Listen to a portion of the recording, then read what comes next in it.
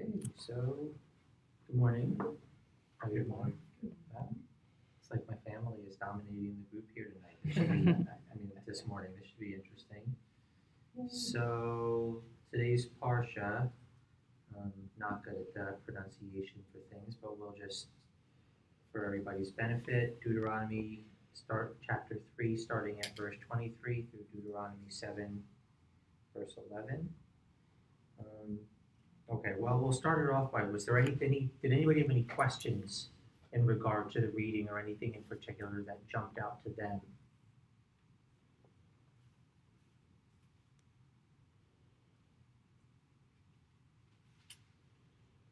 That included anything that jumped out to us. I love how the Lord keeps saying that it may go well with you. Right. Because He gave us the law not to, you be good girls and good boys, but so that it may go well with us. Right.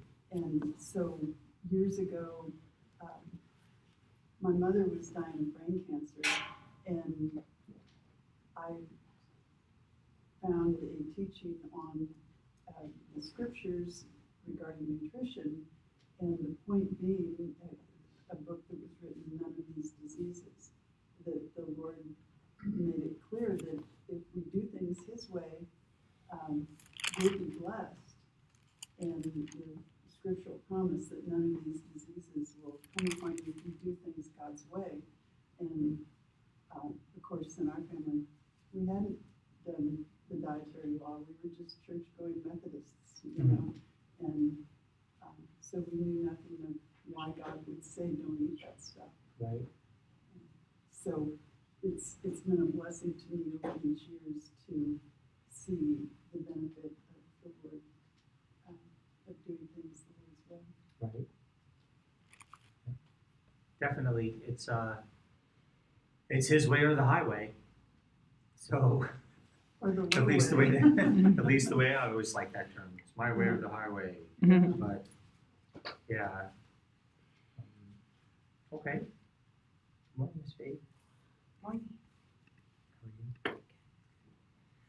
Well, I wrote, as usual, my thing is going to be more sort of questions and stuff for us to discuss rather than specifically pointing out things. Although there is one place in particular, because I'm all about this unseen realm stuff. It has a lot to do with that.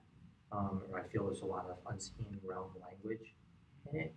And so that's one of the areas that I wanted to focus on. But there's a few things in here that I want us to talk about. So again, unless anybody had a specific question or something, a part that they wanted to hone in on, then I'll just go with what I got and we'll see how this works out. So chapter 4, verses 11 through 14.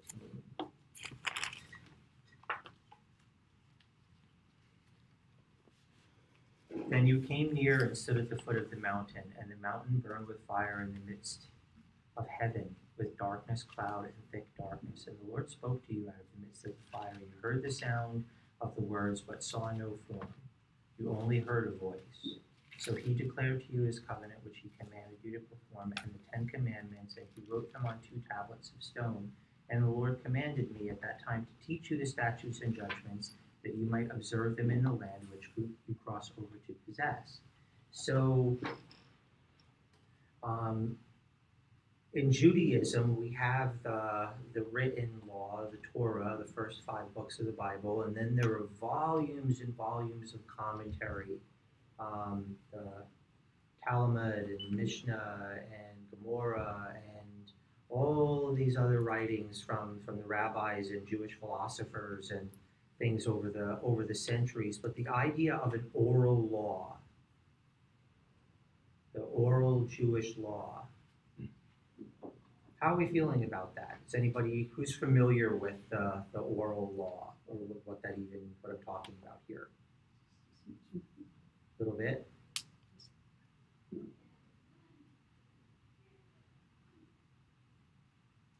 What's oral law, Nassim? Well, when you read any verse in the Torah, especially the Torah, a lot of, even if you know the Hebrew and and you speak the Hebrew, you read the Hebrew, you don't understand what it's saying. You can read something and then everybody else can accept it differently. Okay. So the Torah, the oral Torah is some, they call it the wise elders, that they interpreted and made like a secondary translation of the Torah itself. Okay. That's the oral Torah. To make it simplified, to make it simple, so people will understand what they're reading. Still, I can read and I can hear the oral explanation. I still cannot understand. And then you have to have a third interpretation, Okay. Gemara, all kind of commentaries that they try to bring to light the meaning of the scriptures. Okay.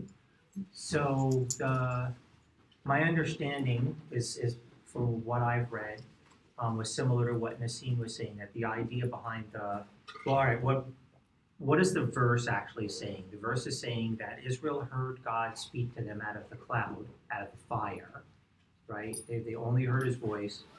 The focus on this is really what was going on there, and the fact that because they never saw an image of God, they were not to make an idol based on, and that's why God spoke to them and they only heard a voice. Is basically directly what the scripture is saying here. But as a Jewish person and as a Jewish believer, I've also come across some oral law teachings, or what was originally oral law and then eventually all got written down, right? Like what Nassim was saying, in additional books and commentaries. And from my research, it's the reason why they actually finally got around to writing the oral laws, because of all the various diasporas and persecution, and a lot of the let's say rabbinical talent or wise men were getting killed off, and the fear was that all of this additional insight and commentary would be lost to history if it wasn't written down, because passing it along orally, if these people are all dying and no one's sharing the information or passing it off to their children or their students or whatever, then eventually this information would be lost. So they decided to write it down. So, but to me, it was always sort of an oxymoron. Like, okay, well, it's an oral law, but it's all written. So is it oral or is it written? Is this just something? The other thing that I felt personally was a little bit of a stumbling block with the concept of there being a highly accurate oral law is that that game that you play when you're kids, telephone, right? We actually tried that at our home group the other night, or the idea of that, where somebody makes a statement, right, and then by the time it makes its way back around the room again, it's altered in some way, shape, or form, or vastly altered. So that had been a concern for me. So my question is, since now that we've discussed that a little bit, we've kind of where oral law came from, how much weight do we put on it? How valid is it? Anybody? Ms. Faith is shaking her head, Well, not really sure. What do just you say, think? I don't believe it carries the degree of validity Okay. as the written word, especially when it says, we're warned, do not add to the word which I'm commanding you, or take away from it. I look at this as the deciding factor. This is the source, and don't add to it. Okay. Or at least to distinguish between, if there's an insight or a commentary, to clearly distinguish, this is the written word, this is a commentary on the Okay. written word. I like that. It feels like a little bit of a sort of a safety net to put with it. Well, as our resident scholar here, Miss Emma, what are your thoughts on the oral law? I knew you were going to call on me. I was actually looking for something because I don't remember if it was probably in a lecture somewhere. I don't probably have a document for it, but because this was a topic of discussion, if you can imagine, in several classes. Sure. So there is one school of thought, and I tend to think that it holds a good amount of weight, is that So it's something I don't think we dismiss fully, all of the rabbinic writings. The Talmud, there's multiple versions and there's multiple whatever, but much of it, there's some good argument for that some of the writing down of it was developing alongside of when the early Christian writings were happening. And there's I think a reasonable argument that it was written in such a way as to oppose Christianity. The argument that is not true says that, well, they don't really mention much about followers of Yeshua or Yeshua very much at all. Right. But the view of that is like, well, they don't want to give weight to it, and so they just leave it out. Right. And so, again, it's not that we dismiss it, but it's that we recognize anyone who's writing is always going to have a worldview, a perspective, a slant in some way. Mm-hmm. Translators of the Bible are the same way. That's why you see different things translated different ways. I'm not saying that's bad. It's just reality. So I think looking at some of the rabbinic writings and the writings of the oral tradition, you have to just kind of, again, it's not scripture, so we don't hold it to that degree. They're also written in such a way that you have to look at a whole body of things, because they'll present different views from different rabbis and that lead to different conclusions, and they don't reconcile them. Right. So often you see the Talmud or the Mishnah quoted, and they'll pull the one thing that supports whatever the argument is. As we tend to do. As we tend to do, because again, we all have a bias, we all have a worldview, all these things. But if you go and look at it, you might see 3 different rabbis interpreting something and coming to different conclusions and applications. So to pull one thing is not really, so it's a difficult text to read and to interpret and to apply because of some of that, because Jewish thought is not so worried about coming to nice, neat little conclusions. And so I don't know. I'm not really answering your question fully. There's some interesting things. I'm not saying that we can't learn from it, but relying on that as our interpretive, most important interpretive tool, I think is unhelpful. Because there is a lot of rabbinic Judaism that has developed in opposition to following Yeshua. And so I think that keeping that in mind is important. And so I think tread carefully. Yes. It makes me think of, the different translations even, the TLV and the CSV, and in our time, in those of us who have been in the charismatic movement for years, it's similar. It makes me think of how, people to varying degrees will say, oh, the Lord really highlighted a scripture to me and I really sense that, whatever. Or the people who will say, God said, and they are adamant that what they feel they heard from the Lord is almost on the level of scripture. Right. And I don't want to be that presumptuous. I hear you. Well, it's wisdom. So could this also do not add to or take away, go beyond, like with the oral law, why there were certain groups of Jewish believers or Jewish people that only did the first 5 books, and they didn't read. Was it the Samaritans? There was churches that it was only the 5 books because, and I always wondered, like, if it was because of this phrase that any writing that went beyond that first 5 books, they could not hold to the level of something that could be read. Mm-hmm. And so, you can get so dogmatic, and if you were to do that, then you would kind of go, okay, we've got only the writings of Moses, and everything else you have to throw out because you're not allowed to add beyond the law.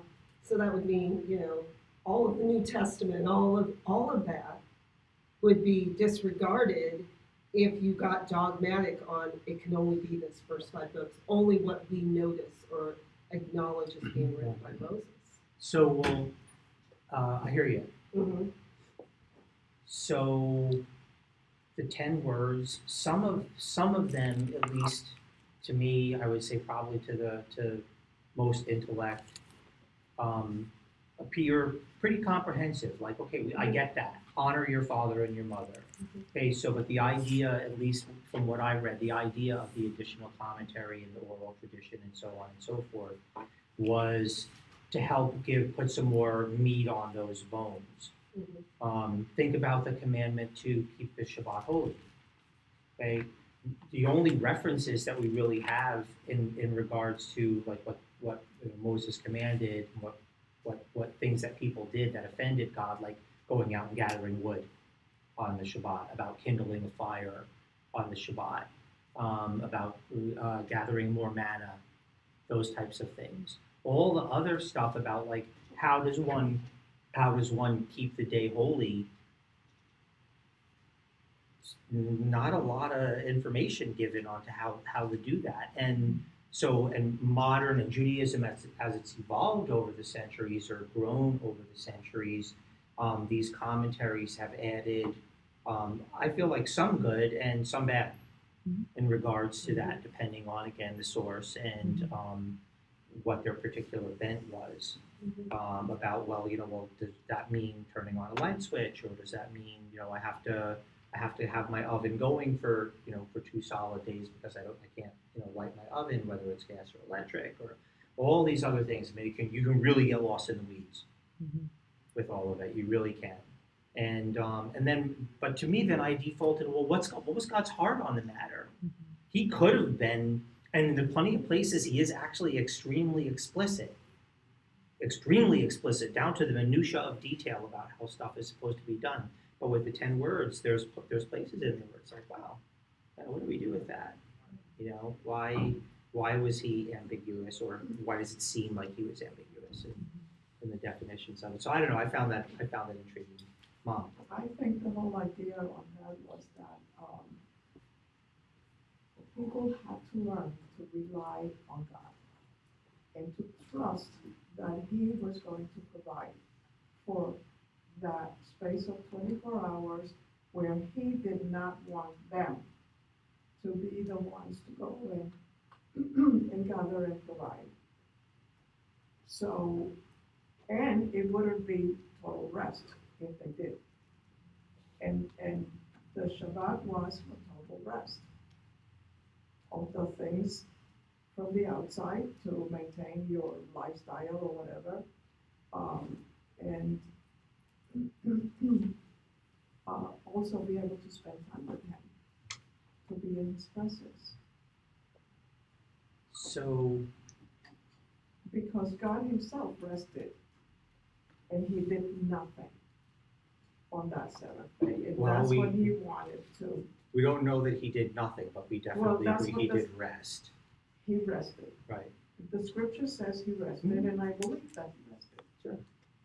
But does rest mean sleep? Does rest mean? Well, no, it's just from toil. Rest from doing. Right. So here's the point that I want to bring out. I'm sure that everybody here understands this. Is that the 10 words actually they all sort of play into and act off of each other. They're not fully independent thoughts and actions. In other words, so this rest, right, like you're saying about doing customary work, right, gathering wood and food and cooking and the preparing of things, so on and so forth. But we do know from the teaching of our Rabbi Yeshua that it's not a violation of the law to heal on the Sabbath or to do good works on the Sabbath, or if your animal falls into a pit or something bad happens to your neighbor, like you. Yes. Healing on the Sabbath and helping your neighbor, that's not toiling. That is doing. That is being human. That is having compassion. That is showing just what He Himself showed. Sure. So it's just really, what's the word, measuring up to what he did. Okay. And it's still, bottom line is trusting him. Agreed. And then, because also, I mean, I have thought about all that, but the fact that he commanded that your animals do nothing, your servants do nothing. So it wasn't just the Jew, it was everything that had to do with the Jew's life. Well said. Any other thoughts? Yes. So after Moses received the law, we read that the people of Israel through all the time through the wilderness, they have situations and something come up. And Moses always took these situations and bring them to the Lord. And the Lord told them how to fix them and how to deal with them. Isn't that kind of like the world law in a way? Isn't that kind of like what? Oral law, like talking to him. So Moses would know how to deal with any situations that the people of Israel would have. Could we consider it part of the oral tradition? I guess maybe it could have developed that way. I'm going to ask a question that's sort of going to Okay. get Sorry into for that a that. little bit. Sorry for jumping. So, oh no, you're fine. You're fine. We never met before. I'm Kenny, by the way. Jonathan, Jonathan, nice to meet you. nice to meet you, Ken. Okay, so we're sort of jury's out on how valid we want to hold the oral law in regards to, right? Like there's some benefit to it, or there can be some benefit to it, but we're seem to be in agreement that it doesn't hold the same weight as what is actually been written down, right? And I like that you brought up the not adding to it. So I'm almost wondering if it didn't become a written thing because they were like, well, if we comment and just pass the stuff orally, we're not actually adding something to it. Being Jewish, I would totally do something like that. That's That's really funny. yeah, we think like that. Yeah, the loophole. Yeah, I like that. I don't really consider it a loophole. I'm like letter of the law, spirit of the law. Yeah. All right, so this next question that I have sort of addresses or sort of asks what it is that, so where did the commandments concerning all the other things come from? Sacrifice, tabernacle service, legal rulings, property disputes, etc. So like you said, they came up all these situations, right? Hey, no, that belongs to me. Moses, tell him to give me my stuff back. Or even all the commandments, like I said, think about the vast amount of commandments for the Levitical priesthood. Who touches what? Who's responsible for doing what in the tabernacle?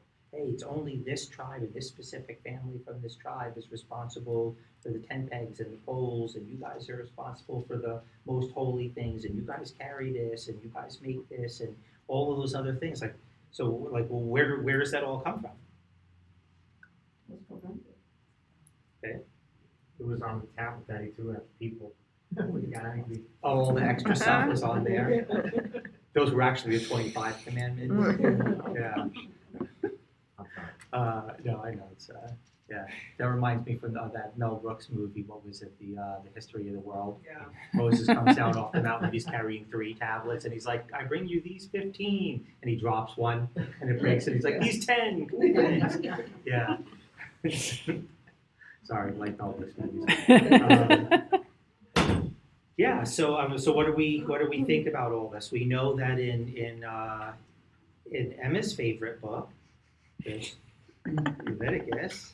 There's lots of this information that's passed down, but surely it wasn't all squeezed on the little fine print on the tablets, right? So how do we deal with that?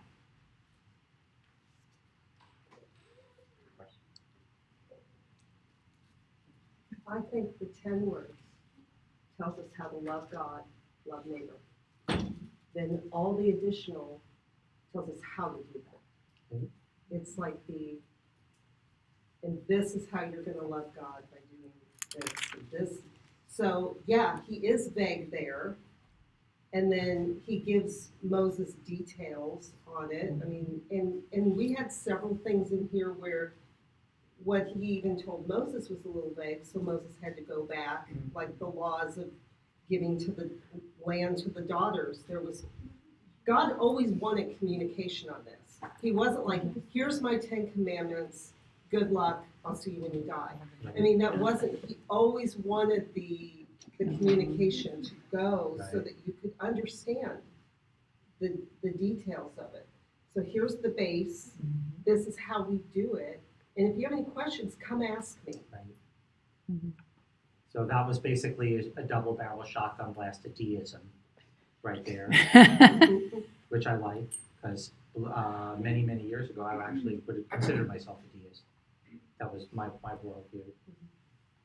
Was that, yeah, God did everything, he set it all into motion, put a spin on it, and then sort of walked away and left us to our own devices, which is definitely not true. But Ms. Faith.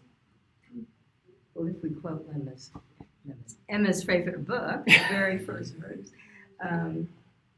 it says, "Then the Lord called to Moses and spoke to him from the mountain, saying, or from the tent of meeting, saying, speak to him." So it's always, we take this as the Lord communicated that to Moses, so that he didn't leave him in the dark, just this way. Yeah.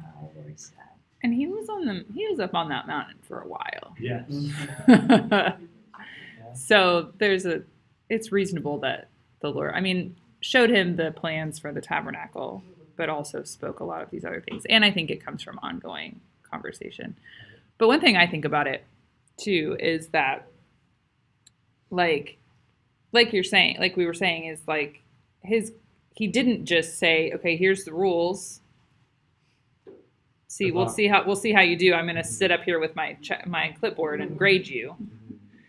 Like, he did want the relationship. And also, it's like, it's such an interesting, like, this is such an interesting text, right? That it was written to an ancient people, but it still works in a modern world. And I think in some sense, you have to leave out some of the specifics if that's going to be the case. Because things change. Because you think about, okay, so they're living in the wilderness, right? They're cooking over fires and things like that. So, which is a lot of work, right? Gathering wood, keeping it going. Like, it takes a lot of work to do that. We push a button or turn a knob, right?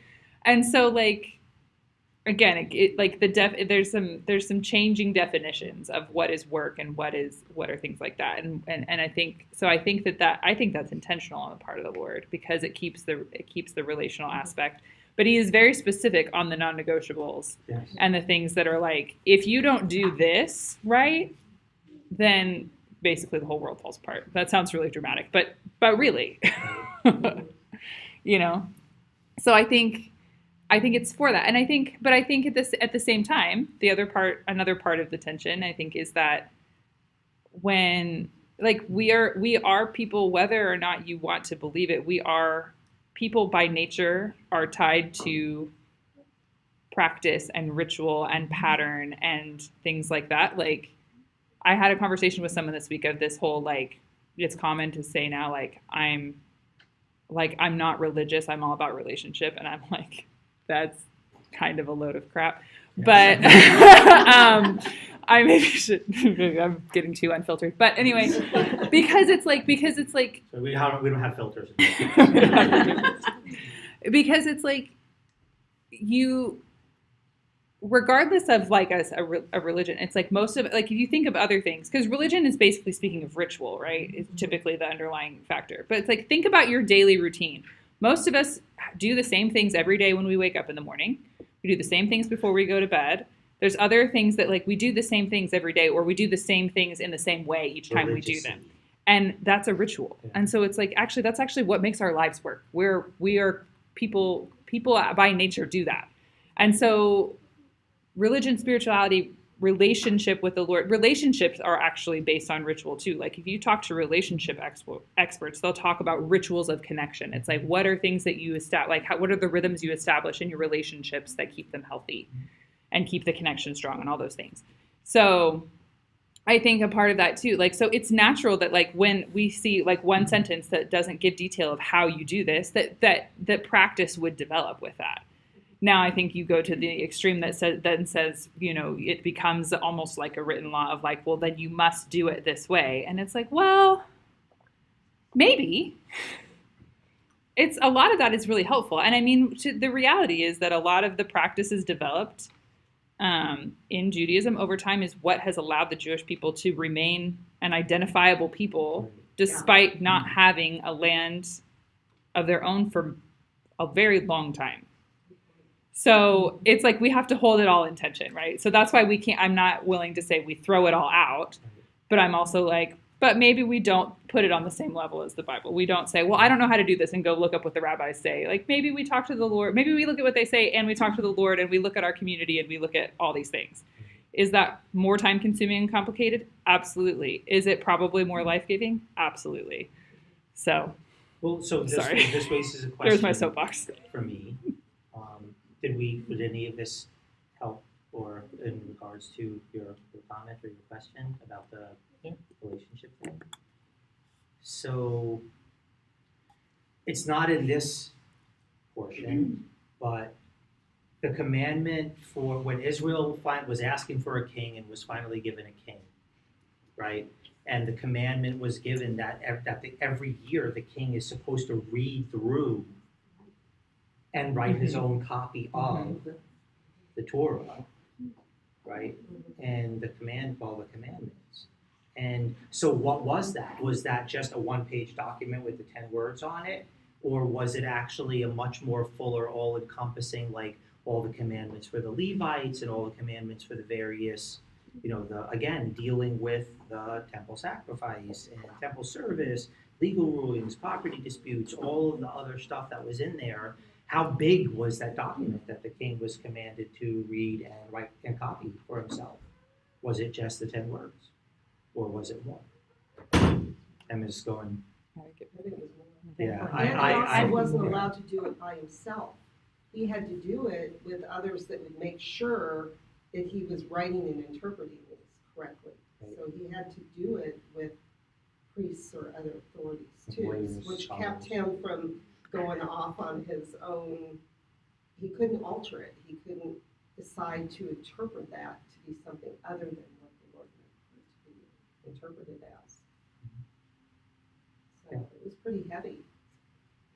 We don't know how many kings actually did it. Right. If any. Yeah. Did. Well, I clearly would the think ones David did. yeah, I I'm going for David and Solomon. Yeah. Test that. Solomon can't have. Don't multiply your horses. Don't multiply your wives. Yeah. I know someone who has issues with Solomon that's in this room a lot. But did the kings have the 5 books? So, did the kings have the 5 books? That's a good question. I think it's reasonable to think that they at least had most of it. It's a long conversation on the timeline. It's the timeline of the actual like official writing and canonization of the Torah is challenging. But I think probably, at least by some of the later ones, I would think so. And I think that they may not have had like all of the narrative portions, but I think they probably had a lot of the laws. So I think they probably had a lot of Leviticus. Anyway, but I think that they had enough of it, that they had all of what Moses received from the Lord. Some of the other narrative portions, they may not have been fully written yet, if that makes sense. Afterwards? Yeah, because it was an oral culture. So and writing and transporting writings was a lot of time and effort, and it's difficult. Writing was much more difficult at the time. But, I mean, and there's even a question going back to, was Moses even actually literate? Which I think is a really funny question. I think he was.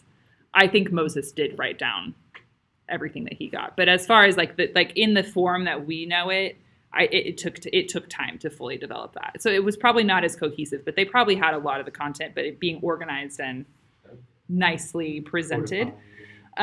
took quite a bit of time. But there's dispute on what that timeline was. So, complicated question. Sorry, go ahead. This whole conversation reminded me of something that happened at our home group back in Florida after you left. There was this couple who, they must have talked about this together and decided we're going to face off with me. Oh. Bad idea. Yeah. It's my mom, not a good idea. No, they brought up the subject of creed. We don't have a creed. What is our creed? And I said we do have a creed. We have the Ten Commandments. We have the law. And we have the Shema. That is our creed. What are you talking about? Well, churches have a creed and blah, blah, blah, blah, blah.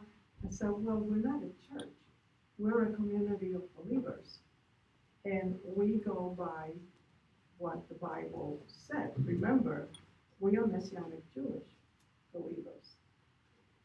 So we have the Bible. This is our creed. Because they wanted to go in a different direction. Yeah. It was like, let's trap Harmon, Oh. whatever. And so I stuck with this. We don't need to make up our own creed from what, we're not that. This is what we have. The creed has been made for us already. It's written in the Bible. And whether we believe in the Ten Commandments or we believe the Christian way, that doesn't matter because the Christian way has to believe in the Ten Commandments as it is in the Bible. So, no, we don't go with creeds, we go with this.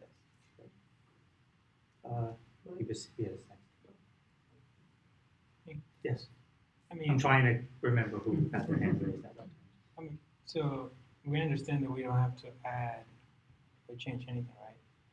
But she just mentioned, okay, if the kings didn't have the fully, and now we have more, somehow we have more since that time, right? So, and we still respect that. Every single time we read it, it makes sense. Once again, if not because we wanted to add it in our own thoughts, but if God says, I want you guys to start doing this and this and this, times are changing. I don't see Moses like talking about computers or anything, and we are. And I'm pretty sure if anything new that they didn't understand, yeah, they needed to like make. It's not a new law, but it's a different way to they can understand how to do it right. So, yes, once again, just bringing everything to God and learning from Him. It was yesterday when my mom and I were talking, and that's why we remember the first commandment. What is the first commandment? Love your God above all.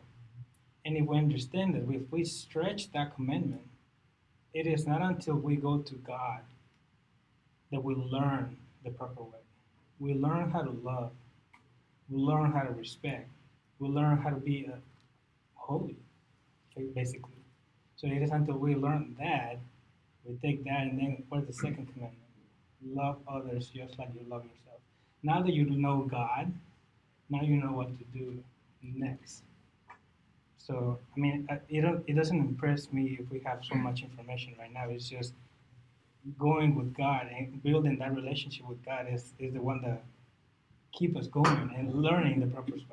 But it's just a thought. There's also a word immediately comes to mind when I'm hearing what it was that you were saying, that grace, right? We hear, oh, well, we're not under the law, we're under grace. Well, grace was kind of always a factor in all of this, that God was graceful towards the people and didn't just go, okay, figure it out yourself, and or now as you guys are figuring this out, like every mistake you make, you're going to get judged or punished for it. That's not who He is. So to me, like I said, what pops when you were saying that was how grace was actually always a part of humanity's relationship with God and or interpreting the scriptures and in doing them, right? And we all see that in our own lives. Thank you, Lord, for your grace. Without it, we would all be squished. Mike. I was just going to say, most nonprofit corporations, congregations, churches, etc., most of them will have a statement of beliefs in their incorporating documents. So that may not be a creed the way your friends were wanting to have, but they normally have a statement, so you could always look at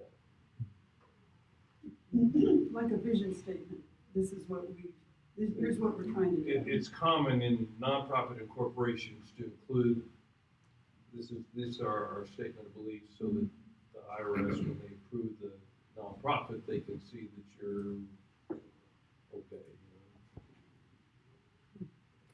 You're not subversive. You're So who was the IRS in Israel back then? Yes, Viv. Oh, okay. Just a word about kind of tagging what Lori said in relation to what you said, Jonathan.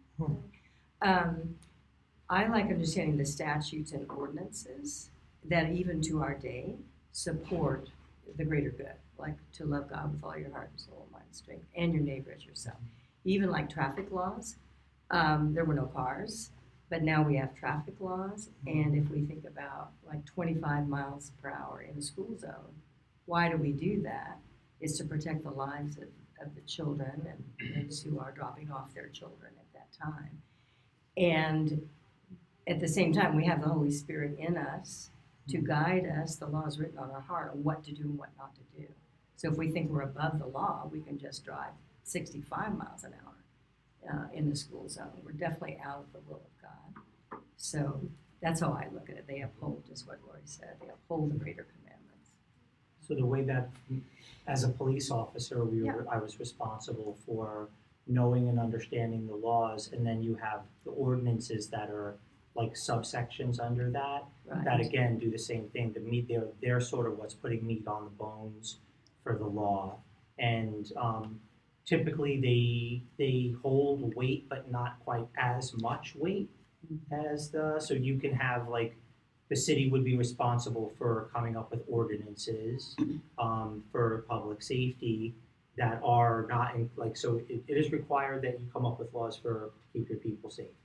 Okay, the ordinances will be, the city has said jaywalking is a finable offense. That's an ordinance, not a law. Okay, you're not allowed to consume alcohol in public. Ordinance, not a law. There is penalty and weight to them, but not as big as the law itself. So that's how I kind of make sense out of it. Okay. Any other questions before we move on to more of my questions? Full disclosure, we did have Rabbi Jerry had made a statement, which was not agreed or anything like that, but who we are as Messianic Jewish believers. So I said, stop in the office and get a copy. Good old Rabbi Jerry. Okay, well, this is a simple yes or no question. So, do we benefit from knowing the 10 words and the other commandments? Absolutely. Right? Yeah. So, Oh, yeah. I'm sorry. Simple Yeah. question. Well, no, we don't. Well, yeah. But now the bigger one is how. How do we benefit from knowing? So here we are, we're a community of mixed believers, Jews and Gentiles worshiping together, right? So the amount of weight putting on the 10 words. I've heard it said, well, I've heard it said in certain circles or whatever, well, we're not under the law, we're under grace, right?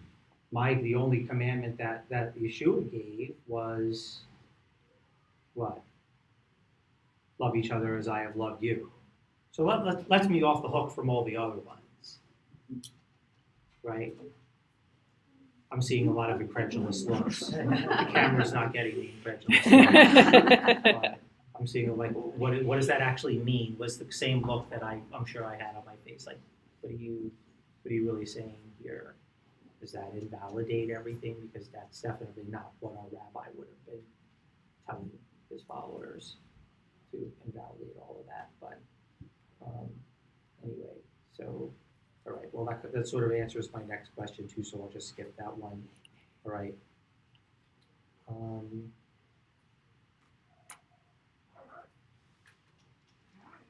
Moses pronounces in these chapters, right? Do these things and you'll be blessed. You'll benefit from doing these things. And when you don't, this is what's going to happen. Okay? And then so you end up having debate over all this in again certain circles, that because of Israel's human nature, which I'm going to say is all human nature, where we biff it, miss it, do errors, make mistakes, sin, all of those things, ends up being somehow equated to God's rejection of the Jewish people as his covenant people. Is there any evidence in any of this that directly refutes that? So if someone was to say to you, God has taken his calling and taken his covenant promises from the Jewish people and put them on the church, is there anywhere in these chapters that you could say, well, hey, let's go here, and actually it says exactly the opposite of that? Anybody catch any of that in the reading? If you haven't, I'll show you exactly where it is. In chapter 4, verses 30 and 31.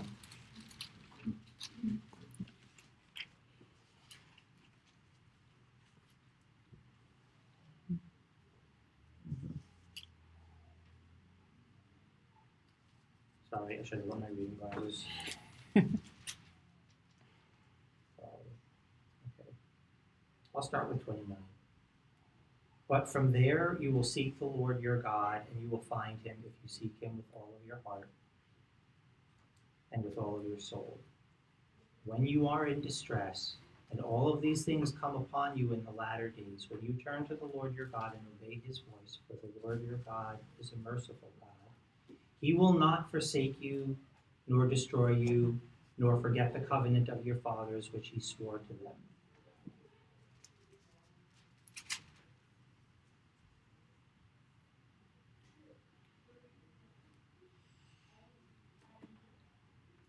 Pretty much says it right there. Right, so to me, that's a sort of one of the nails in the coffins that we can use towards dealing with replacement theology, or the saying that God has forsaken the Jewish people as his covenant people and replaced them with everybody else or somebody else, because he promised that he would never do that. Right there. So anyway, I just thought I would bring that one up. Chapter 4, verses 32 through 40. Why is this unique? And I definitely, this is where I felt like I saw unseen realm language. So, verse 32. For ask now concerning the days that are past, which were before you, since the day that God created man on the earth, and ask from one end of heaven to the other whether any great thing like this has happened or anything like it has been heard. Did any people ever hear the voice of God speaking out of the midst of the fire as you have heard and live? Or did God ever try to go and take for himself a nation from the midst of another nation by trials, by signs and by wonders, by war, by a mighty hand and outstretched arm, and by great terrors, according to all that the Lord your God did for you in Egypt before your eyes? So he's pointing out the uniqueness of this encounter on Sinai to them. Just the great and terrible sight, so great and so terrible that the people were like,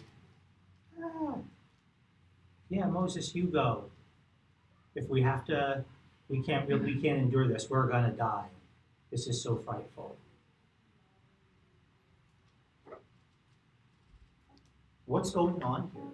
What's happening on Sinai that you have this first time in history event, all the way from the creation of Adam and Eve to this day?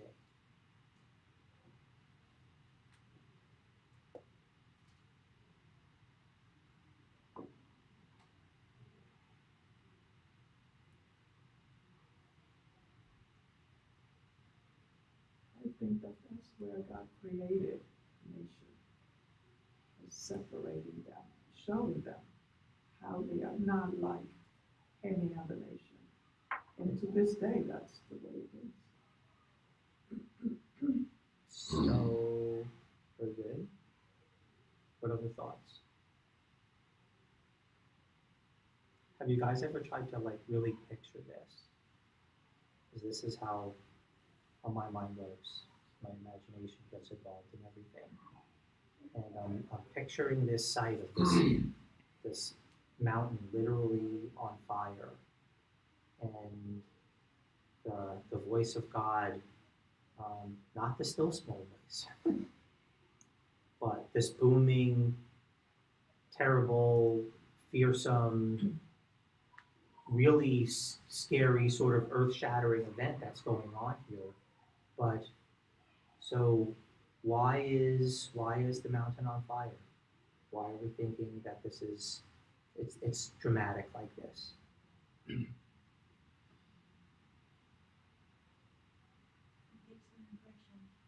It makes an impression. I mean, it's like Wizard of Oz, I knew it. Tornado. It's a huge, terrifying tornado, and they were further away until you get sucked up into it. And being in that moment, that would be utterly terrifying. Or Twister, when they're looking up inside the tornado, completely, totally awe-inspiring, because you're surrounded by it. Right. So definitely something you're never going to forget. Yeah. Right. A defining historic moment. Clearly, a defining historic moment. So much so that thousands of years later, this is still an understood thing. Our people are still a people because of not only what it was that you said about keeping the traditions and all of those other things, but the nations around. There's no way that the nations around didn't see over in the distance that huge but fiery pillar of cloud and what the dink is going on over there. It's like it was a witness to them also. sure, clearly their gods had never pulled anything like that off. So it shows everybody. It was groundbreaking for everyone. So yeah, I don't know. This is more like I'm kind of more going after your personal thoughts and insights onto that. Is the mountain on fire because the fullness of God is resting on it? Is the mountain on fire just as a demonstration? Has a rift between heaven and earth been opened? Are the two dimensions actually in physical contact with each other for the first time? That's how I see it. Mm-hmm. I see it like, okay, Sarah and I were talking, and she was talking about the rend the heavens, and like what does it mean to the sky being ripped open, and what does that look like? And so I was thinking about like, in scripture where it's talking about like even the veil being torn and this whole the tearing of the fabric of the realities of heaven and the other the other worlds, the other dimensions, and our world, and that opening of that tearing of that. Is it a violent thing, or is it a soft and peaceful thing? And so I don't know. I sort of let my imagination go with that, and I was just wondering, had you guys had personal thoughts on that? What was your own impression of it? Well, the fullness of God is resting on the mountain. Does the Bible actually attest to that? Is it into the dimensional door between the heavens and the earth being gently or violently ripped open, allowing the two realms to come together. I don't know. I would assume violently. He's an all-consuming fire. Do you personally think that the fullness of God rested on the mountain? What would that have done to the earth? Whole big shaking. Whole big shaking. Mike, did you have something? I don't have that much imagination, but I see that's when he gave the Torah, which is the constitution for administrating the new nation. And that was a big difference from what they were before. They were all believers, but they didn't really have a guideline, a constitution, a government. And that's really what he's doing now. That doesn't answer your question about what was the mountain, but when I see it, that's what I'm administratively oriented. So. Groundbreaking when Yeshua steps down onto Mount Olives again, that everybody's going to know. So I'm assuming that would be literal groundbreaking also. Right. Susan? So I've never thought about it until you phrased your question the way you did. So if we think about it like heaven and earth coming together and the magnitude of what that implies, and so there has to be this reaction that we see in the physical. So the other places I think I immediately thought of fire is when Elijah goes up in a chariot of fire, and there's right because he's like this such an interesting story of like the seen and the unseen connecting in that moment. And then the other passage I thought of is when Adam and Eve leave the garden, and the cherubim guard the way to the garden with a sword of flame.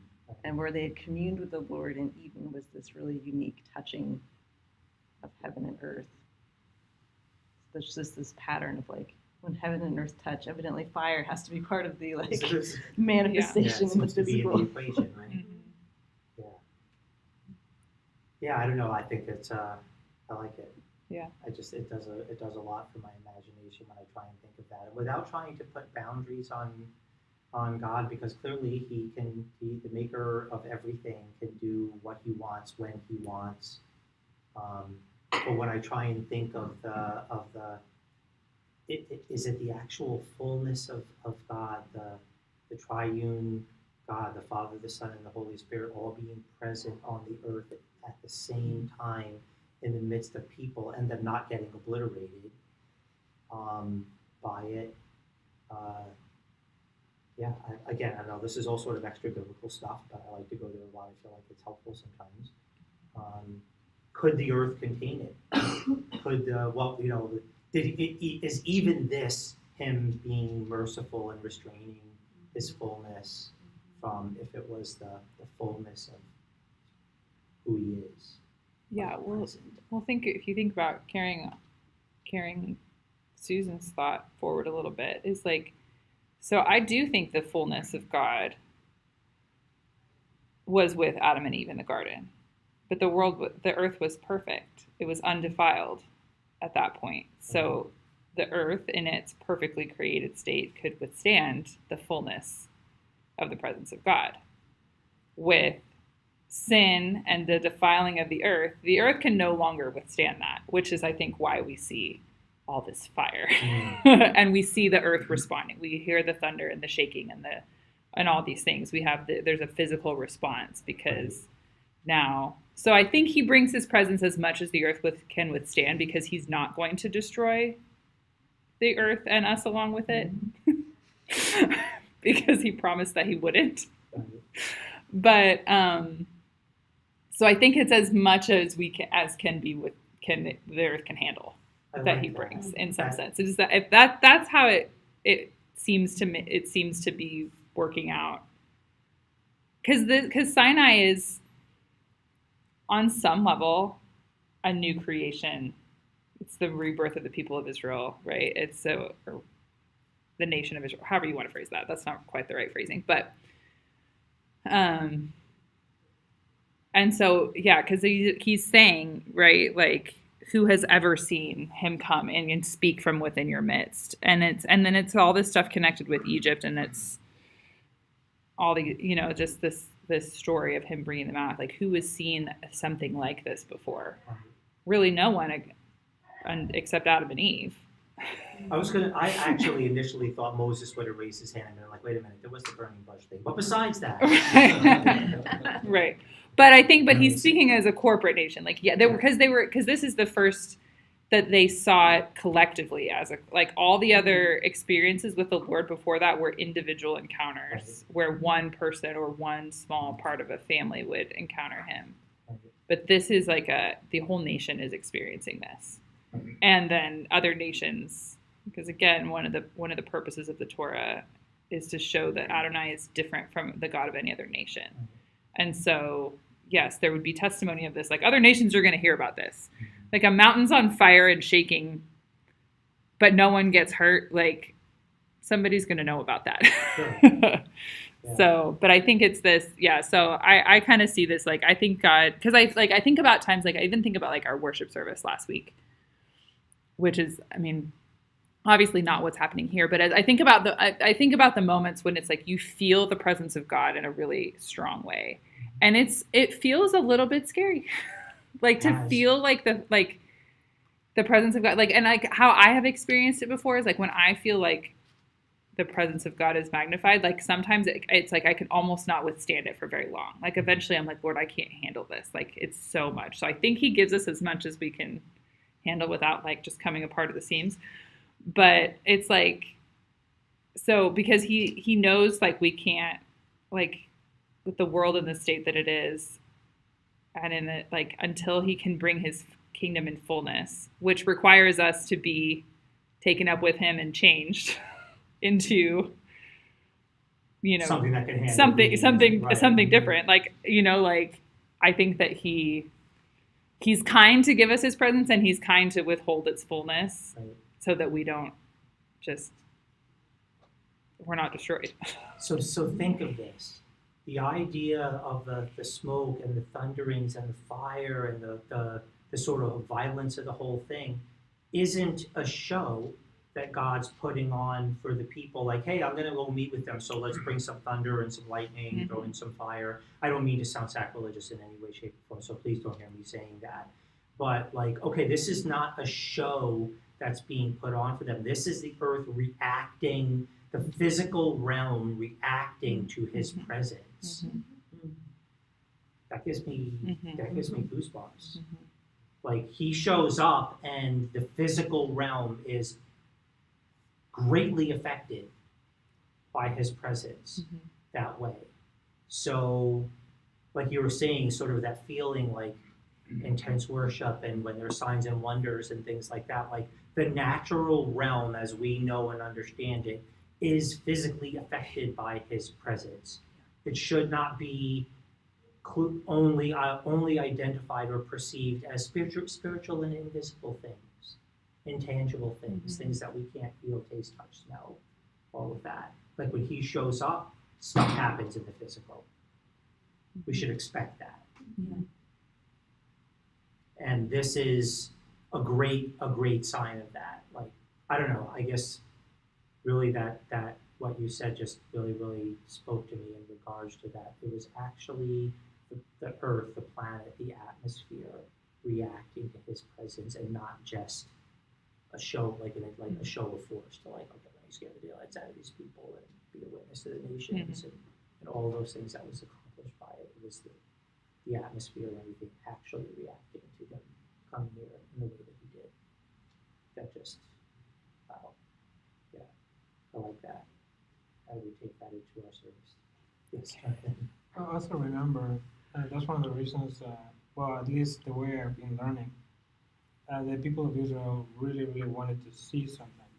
I mean, and in our own lives, we are like, kind of like, when we see something beautiful, we're attracted to it. And God is asking us not, hey, don't fall in love with anything, just fall in love with me. And I struggle sometimes because, I mean, he is here, but we don't see him. So the people of Israel I feel like they were like completely blessed because he finally showed himself to them. because they needed to see it. They were seeing all these gods from Egypt and believing in all those things. I mean, they were seeing all those things all the time. So finally, God says, "Okay, you guys want to see this? See me? I will show it to you." And that's why His presence went in there and showed it to them. That's the only thing. It's in my heart, and so far what I've been learning. Cool. How are we? It's time to wrap up.